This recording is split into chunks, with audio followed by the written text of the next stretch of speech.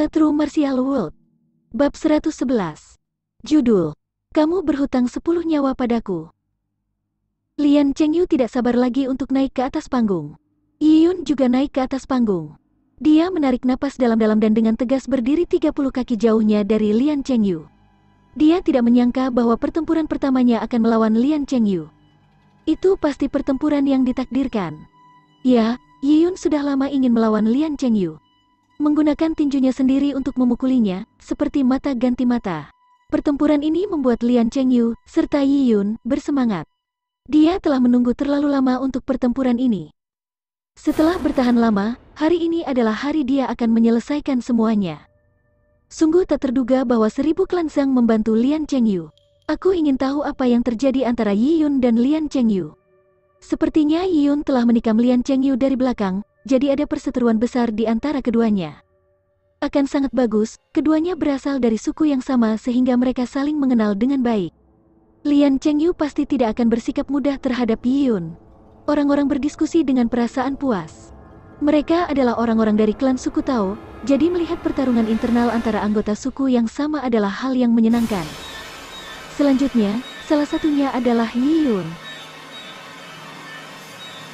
Yiyun telah berdiri keluar sepanjang waktu, membuat marah klan suku Tao.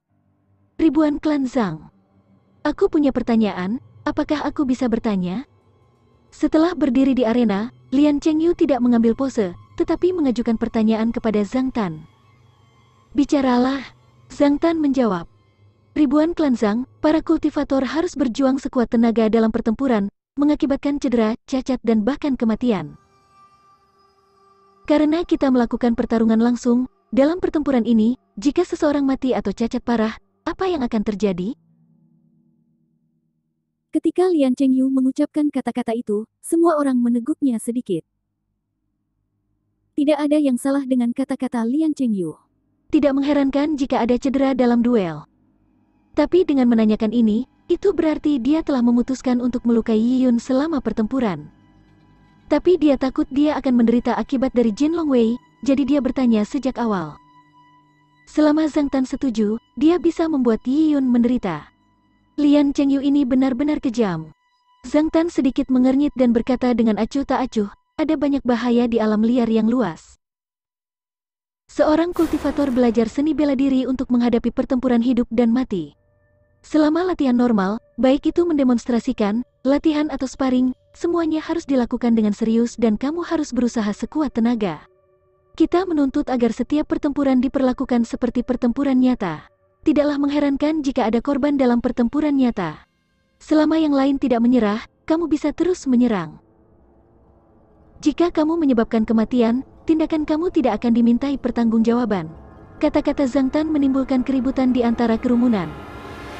Selama satu pihak tidak mengakui kekalahan, apakah itu luka parah atau kematian, apakah seseorang akan bertanggung jawab? Lian Chengyu bertanya. Kata-kata Zhang Tan memiliki celah. Dia hanya perlu memukuli Yiyun sampai-sampai tidak bisa membuka mulutnya, seperti meraih leher Yiyun atau merobek dagunya. Lian Chengyu tahu bahwa Zhang Tan tahu tentang celah itu. Penyelidikannya hanya untuk memastikan bahwa dia dapat menggunakan celah itu. Zhang Tan menatap Lian Chengyu dengan serius tanpa sepatah kata pun. Lian Chengyu tahu bahwa Zhang Tan bisa membaca niatnya. Karena itu, dia memutuskan untuk mengatakannya secara terbuka, aku tidak ingin berbohong kepada Master, tapi aku memiliki perseteruan yang hebat dengan Yiyun. Yiyun menggunakan metode tercela untuk mencuri esensi tulang kuno aku. Dengan mencuri sumber dayaku, itu sama saja dengan membunuh orang tuaku. Yiyun membunuh kesempatanku untuk menerobos ke ranah Purple Blood. Dia dan aku adalah musuh bebuyutan. Kata-kata keras seperti yang dikatakan oleh Lian Chengyu mengejutkan kerumunan saat mereka langsung mulai bergumam. Jadi itulah masalah antara Lian Chengyu dan Yiyun.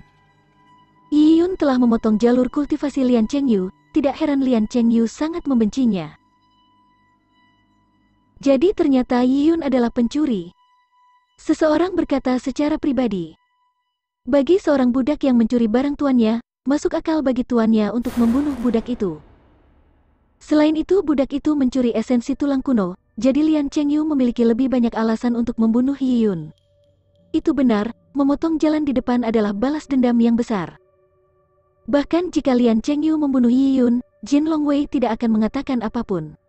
Aku pikir itu hanya sebuah turnamen, tapi itu menjadi pertarungan balas dendam. Tidak akan ada akhirnya. Jika Jin Longwei berdiri di sisi nalar, mereka tidak akan ikut campur. Kerumunan mulai berbicara. Lian Chengyu bisa merasakan darahnya mendidih saat dia menerima semuanya. Lian Chengyu memandang Zhang Tan, menunggu jawabannya. Akhirnya, Zhang Tan menganggukkan kepalanya perlahan. Memang, berdasarkan aturan kerajaan surgawi Tai'ah, dan dengan keadaan balas dendam mereka, masuk akal baginya untuk meminta pertandingan hidup dan mati dengan Yi Yun. Terima kasih atas warisan Master. Lian Chengyu sangat gembira. Penghinaan, frustrasi, dan pukulan yang dia terima selama beberapa bulan terakhir telah meledak pada saat itu. Auranya tumbuh lebih kuat saat niat membunuhnya tumbuh. Orang-orang mendukungku, ribuan klan Zhang membantuku. Baik. Hari ini mengikuti tren, aku akan melumpuhkan seni bela diri bajingan ini, membuatnya seperti kematian yang hidup. Lian Chengyu menangis di dalam hatinya.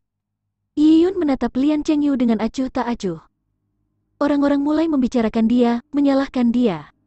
Mereka menunjukkan penghinaan dan penghinaan karena dia mencuri esensi tulang kuno. Tapi untuk ini, Yi Yun menutup telinga. Yi Yun saat ini seperti sumur yang sangat tenang dan tak terduga. Lian Chengyu mengepalkan tinjunya dan berkata dengan seringai nakal, jadi bagaimana jika kamu mencuri esensi tulang kunoku? Bahkan setelah memakannya, kamu masih bukan tandinganku. Dia mulai meregangkan ototnya sehingga menghasilkan suara ledakan yang keras. Tulang seperti petir, tendon seperti busur panah. Lian Chengyu mempelajari tinju tulang rusuk naga sejak dia masih sangat muda, jadi dia sangat ahli dalam hal itu. Penampilannya ini mengejutkan para kultivator di sekitar kerumunan. Lian Chengyu ini adalah orang yang kejam. Setiap langkah yang dilakukan Lian Chengyu menuju Yi Yun, persendian dan otot tubuhnya berdering. Bang! Tanah di bawah Lian Chengyu retak. Dia mengumpulkan dan bertumbuh dalam kekuatan. Master muda Lian bunuh bajingan kecil itu. Hancurkan tendonnya dan putar kepalanya. Di antara kerumunan, anggota kamp prajurit persiapan berteriak paling liar, bersorak untuk tuan mereka. Bagi mereka, itu adalah saat mereka bisa mengangkat dagu mereka tinggi-tinggi. Yi Yun berdiri tak bergerak sampai Lian Chengyu berjalan di depannya. Ark! Lian Chengyu meraung seperti binatang buas dan menerkam seperti harimau yang kuat. Tiger Descends Flattening Dash. Lian Chengyu menyapu kakinya ke arah dada Yi Yun. Tendangannya ini bisa dengan mudah menghancurkan batu besi hitam seukuran roller batu. Mendaratkannya pada siapapun akan menghancurkannya berkeping-keping. Kerumunan berteriak. Pada saat ini, dari sudut pandang Yi Yun, waktu tiba-tiba melambat. Setiap gerakan Lian Chengyu bisa dengan jelas terlihat di mata Yi Yun. Setelah berdebat dengan Lin Xingtong beberapa kali, berdasarkan pemahamannya sendiri, Yi Yun telah memperoleh banyak wawasan. Selanjutnya, tinju tulang harimau rib naga Yi Yun telah mencapai keadaan harmoni yang sempurna, mendorong udara ungu datang dari timur. Jadi dengan menggunakan Dragon Rib Tiger Bone Fist melawan Yi Yun, Lian Chengyu telah menyegel nasibnya. Semua kekurangan dalam gerakan Lian Chengyu bisa dilihat oleh Yi Yun dengan sekilas. Bahkan jika Yi Yun tidak menggunakan kekurangan dalam serangan Lian Chengyu, dia bisa dengan mudah menginjak Lian Chengyu dengan celah kekuatan. Melihat tendangan Lian Chengyu mendekat dengan angin menderu, rasanya seperti pisau melintasi wajahnya. Tapi Yi Yun tidak bergerak satu langkah pun. Pada saat Lian Chengyu hendak memukul, Yi Yun mengulurkan tangannya seperti kilat.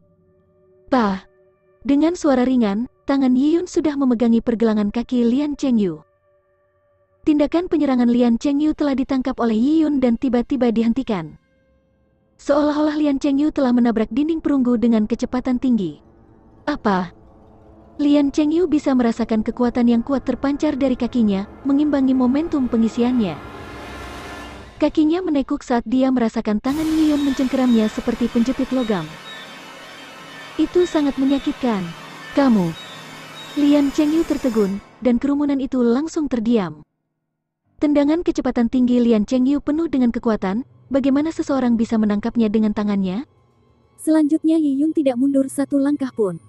Kamu sedang mendekati kematian. Meskipun itu adalah kejadian tak terduga yang mengejutkan Lian Chengyu, dia tidak kehilangan ketenangannya. Setelah kaki kanannya ditangkap oleh Yi Yun, dengan raungan, tubuhnya bangkit dan terpelintir, mengirim kaki kirinya ke leher Yi Yun. Meskipun reaksi Lian Chengyu cepat, itu memperburuk keadaan. Pa! Yiyun mengulurkan tangannya yang lain. Kaki kiri Lian Chengyu ditangkap oleh Yiyun. Dengan kedua kaki dipegang oleh Yiyun, seluruh tubuh Lian Chengyu digantung. Yiyun memegang kaki Lian Chengyu dan mengangkatnya, seolah memegang tiang kayu humanoid. Kamu! Darah Lian Chengyu mengalir ke kepalanya. Dia marah dan kesal, dan merasa tidak percaya. Serangannya sempurna dan kuat. Bagaimana Yiyun bisa dengan mudah memecahkan kekurangannya? Bagaimana ini mungkin? Yiyun memandang Lian Chengyu seperti hakim yang menentukan hidup dan mati. Dia berkata dengan datar, kamu memiliki 10 kejahatan. Kau berhutang padaku 10 nyawa. Mengatakan itu, Yiyun memegang kaki Lian Chengyu dan mengayunkannya. Yiyun menggerakkan tangannya ke atas dan ke bawah 3 kali terus-menerus sambil memegangi kaki Lian Chengyu, membantingnya ke tanah. Boom! Yiyun menggunakan Lian Chengyu seolah-olah dia adalah papan kayu, menghancurkannya ke tanah, menyebabkan tanah retak dan mengirimkan puing-puing terbang. Setengah bagian atas tubuh Lian Chengyu telah menabrak tanah. Lian Chengyu telah melatih tubuhnya lama, menghasilkan tubuh yang tangguh secara fisik, jadi dia bisa menerima pukulan itu. Tapi meski begitu, wajahnya berlumuran darah saat melihat bintang. Adegan ini membuat semua orang tercengang. Lian Chengyu yang tinggi dan perkasa telah menyerang Yiyun, menggunakan semua energinya untuk serangan Tiger Descent Flattening Dash, tetapi itu dengan mudah diblokir oleh Yiyun. Setelah itu, terjadi pembalikan besar. Lian Chengyu dicengkeram oleh Yiyun, dan seperti tiang manusia, kepalanya terbentur tanah terlebih dahulu. Cara dipukul seperti ini sangat memalukan. Bagaimana itu bisa terjadi?